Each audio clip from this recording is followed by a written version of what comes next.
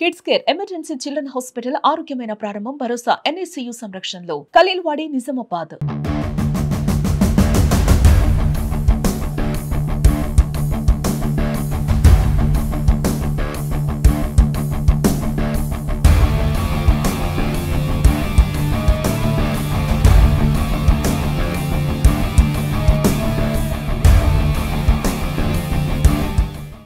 నిజామాబాద్లో గత 35 ఏళ్ల నుంచి ఒక కోచ్ కూడా లేకపోవడం చాలా శోచనీయకరం.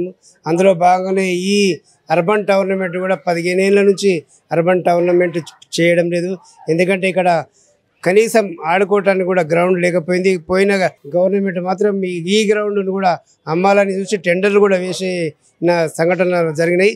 దాన్ని మేము ఒలింపిక్ సంఘం తరఫున పెద్ద ఎత్తున ఆందోళన చేసి ఈ గ్రౌండ్ను మేము కాపాడుకున్నామని చెప్పి అంటున్నాను. అంతేకాకుండా గ్రౌండ్ లేకున్నా, కోచులు లేకున్నా జిల్లాలో జాతీయ అంతర్జాతీయ స్థాయి క్రీడాకారులు ఉన్నారు. కాకపోతే ఏంటంటే నిజామాబాద్ జిల్లాలో CM స్థాయి నాయకులున్నా కూడా కనీసం కోచ్ను కూడా తీసుకురాకపోవడం చాలా శోచనీయకరం. మిత్రులారా, ఇది ఒకటే. ఇప్పటికైనా ఇక్కడ PCC అధ్యక్షులు ఉన్నారు, నిజామాబాద్లో 2 కాంగ్రెస్ ఎమ్మెల్యేస్ ఉన్నారు, 2 BJP నాయకులు ఉన్నారు. ఇప్పటికైనా బుద్ధి తెచ్చుకోండి. మీరు స్టేడియాలు కట్టిపిస్తేనే మళ్ళీ మీ బతుకులు ఇక్కడ ఉంటాయి. లేకపోతే మాత్రం పెద్ద ఎత్తున క్రీడా సంఘాల ద్వారా ఒలింపిక్ సంఘం పెద్ద ఎత్తున ఆందోళన కార్యక్రమాలు చేపడతాయని చెప్పి హెచ్చరిస్తున్నాము. మీరు స్టేడియం కట్టిపిస్తే మాత్రం ప్రతి ఓటరుకు కాలు మొక్కైనా కానీ మిమ్మల్ని గెలిపిస్తామని చెప్పి అంటున్నాము.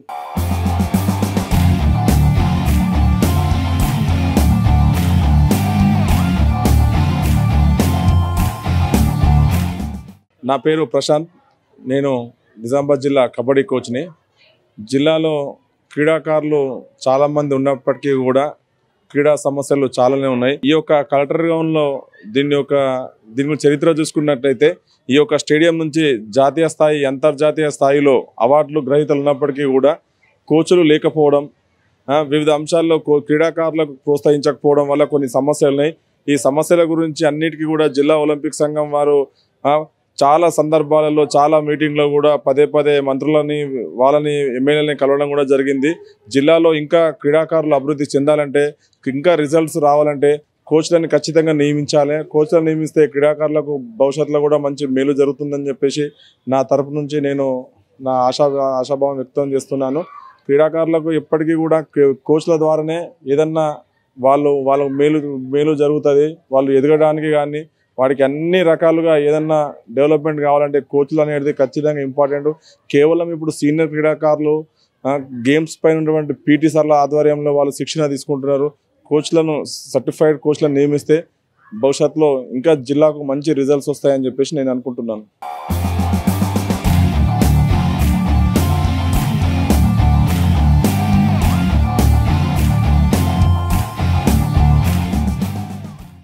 నమస్కారం, నేను మురళి, నిజామాబాద్ జిల్లా.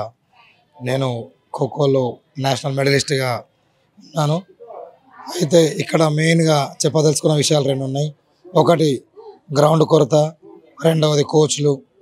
ఈ విధమైనటువంటి విధానాలలో నేను మాట్లాడదలుచుకున్నాను. ఎందుకంటే నిజామాబాద్ జిల్లాలో ఇంటర్నేషనల్లో మెడల్ సాధించినటువంటి క్రీడాకారులు ఉన్నారు. మన నిజామాబాద్ నుంచి ప్రాతినిధ్యం వహించారు. అది నిజంగా మన దేశానికి, మన రాష్ట్రానికి గర్వకారణం, మన జిల్లా కూడా గర్వకారణం. కానీ ఏమవుతుందంటే వివిధ జిల్లాలలో, రాష్ట్రంలో ఉన్నటువంటి వివిధ జిల్లాలలో ప్రతి జిల్లాలో స్టేడియంలు ఉన్నాయి. కానీ నిజామాబాద్ జిల్లాకు వచ్చేసరికి స్టేడియం లేదు. అంటే స్టేడియం లేకుండానే మనం అంతర్జాతీయ స్థాయిలో ఉన్నటువంటి మన క్రీడాకారులు, అదేవిధంగా స్టేడియాలను, కోచ్లను నియమిస్తే అంతర్జాతీయ స్థాయిలో ఇంకా మెడల్ సాధిస్తారని, ఒలింపిక్ వరకు కూడా వెళ్ళే ఛాన్సులు ఉన్నాయి. కాబట్టి అలాంటి పిల్లలు తయారు చేయాలంటే కోచ్ల అవసరం ఉన్నది. దయచేసి ఇక్కడ ఉన్నటువంటి గవర్నమెంట్ ఎవరైతే ఉన్నారో వాళ్ళు కొద్దిగా చొరవ తీసుకొని ఈ యొక్క గ్రౌండ్ ఫెసిలిటీస్ కానీ, ఒక స్టేడియం విషయంలో కానీ, కోచ్ల విషయంలో కానీ చొరవ తీసుకుంటారని అనుకుంటున్నాం.